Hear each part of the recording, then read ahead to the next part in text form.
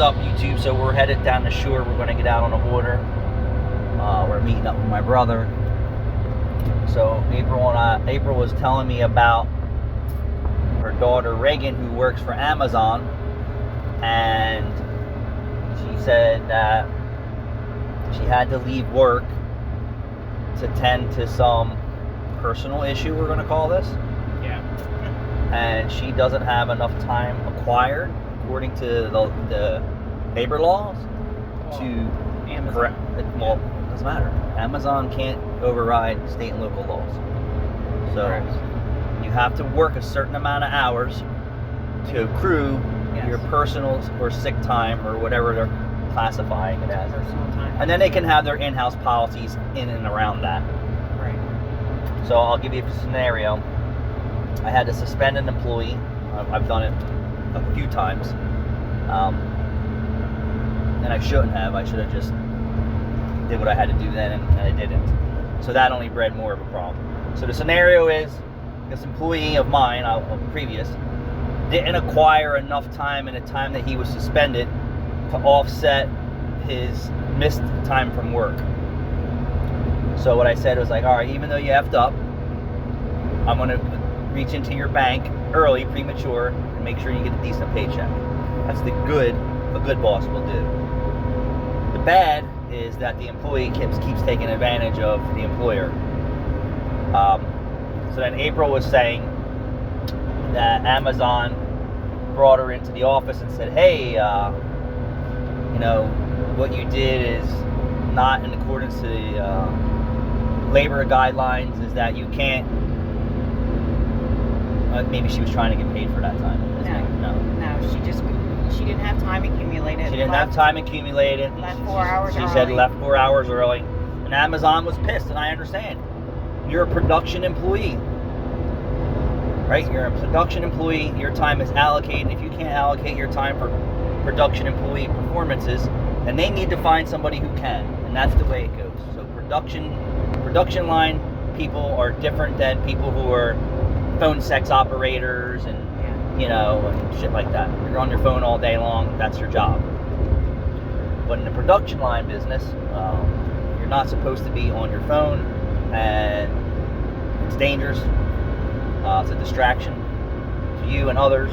And the point is that now that she left, they don't have people just waiting in line to say, well, I'm going to pick up your slack, right? Because they have people allocated for your production line employees, just like I have 2 or 3 mechanics, and one guy is producing, what he needs to do, and another guy's producing. And if one guy, falls ill on the job, I understand, and if they get hurt on the job, understand. But if they just say, I'm tired, I want to go home, or I have something personal to do, well, that affects the business system. So what do you do? So April said that they brought her in the office.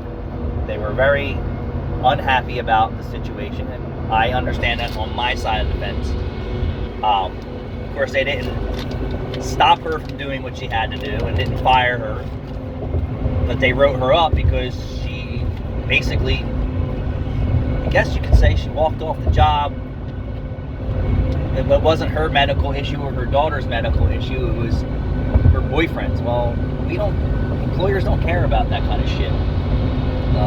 We understand if it's your mom, your dad. We don't understand if it's your cat, your bird, or your fucking fish. We don't give a shit about that stuff. You may say I'm mean. I'm not. I've heard all the stories. At the end of the day, now she's negative time. So at the end of the day, they said, hey, I guess they're going to give her the time, and then they're going to pull it from her bank, which is nice for them, because that's what it sounds like. Well, you go negative time, and then when you accumulate time again, it gets taken from you. Because you're negative. Right. So she's proven the state provided circumstances for employees to acquire time for sick time or personal time. Right. Which is 1 week, and there's a formula for the entire year versus hours that you work.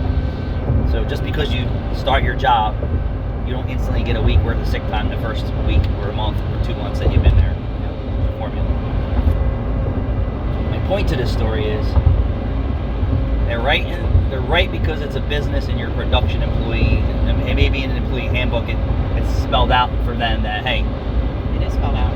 okay, I'm just saying it probably is, that you're bruising your sick time privilege already. Right. And that's basically what it comes down to. Regardless of circumstance, it wasn't you, it wasn't your daughter, it wasn't your mother. Most employers would understand that. You know. But my point is, Amazon doesn't tolerate it.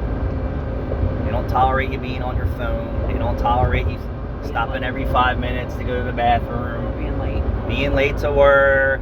No calls, no shows. The real world is, you have a job and you have to do it. So I'll give Amazon the kudos on, hey, they have a zero tolerance, because they could have just let it go and said, fuck it. Because then what happens? Then, well, I didn't get in trouble for that. Let me do it again. Right. I call it giving the crackheads more crack. This is what I call that. That should be in employee handbooks. Giving the crackheads more crack. Oh, it's okay that you're 5 minutes late to work. Don't worry about it this time. Oh, and then you're 15 minutes late. And then you're an hour late. And then you don't show the fuck up at all. Right. So we keep giving the crackheads crack. They'll keep smoking the crack and taking advantage of you. That's what I call it. It's like being late, then not showing up, then going to work the next day and thinking everything's okay. Yeah, or walk off the job and then think you have a job. Right. 2 days later. Surprised. The real workforce, the real workplace is much harsher than the nice guys out here. The mom and pops and individual places. And some people think the grass is greener on the other side. Ask many people who've been fucking married and divorced and, been in lawsuits and, relationships and businesses. Grass isn't greener on the other side. It's the same fucking color.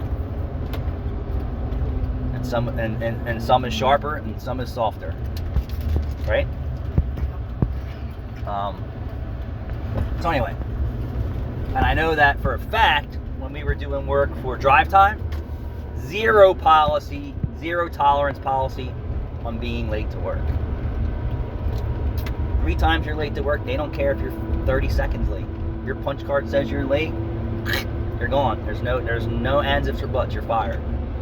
You screw up a car, you're fired. They don't tolerate that there. They have 300 mechanics online at all times. They shouldn't have to tolerate it. Yep. They shouldn't have to tolerate it. As you shouldn't have to tolerate it. Yeah. Yep. So sometimes when you think you're a harsh employer and your employees work hard, employees are getting paid to work hard, not work 20%, give you 20% or give you 50%. You understand what I'm saying? Mm-hmm. Like, we'll just say some of these super pro athletes, the guys are giving 110% all the time. Absolutely. They're shaking fans' hands and they're kissing babies and they're signing shirts, and the other dicks won't even smile or acknowledge that you're fucking alive. True. Yep. And then they'll sit down and they'll drag their feet. You know what I'm talking about. They're the guys getting paid millions of dollars to do nothing. And then you got the guys out there who are bringing the A game to the team every time, right? That's Right. the truth. Yep. Most athletes are. There's only a handful of dudes, and I don't care what game it is, that are giving 110% all the time. Hockey, I would say, majority of those guys are giving it all the time. And some of these Brazilian guys that play football, but I call it soccer, those guys are beasts too. And those guys who fight in MMA and full contact sports, 110% all the time. I think football gives it all too. I think, well, there's only a handful of guys, in my opinion, out of the whole lineup that are doing it. That's the difference between being the best and not being the best. I give 110% all the time. All the time, maxed out, ready to go. And if I'm sitting down, it's because I have nothing to do. It's the truth. You're only sitting down when it's raining outside. But my point is, I start an hour early, and I would stay an hour later if I was younger, but I just can't do a 13, 14-hour day in the heat like I used to. 110% all the time, early, go above and beyond for my employees, and I expect the same in return. And that's the difference between great people and people who are just punching the clock. I agree. Right?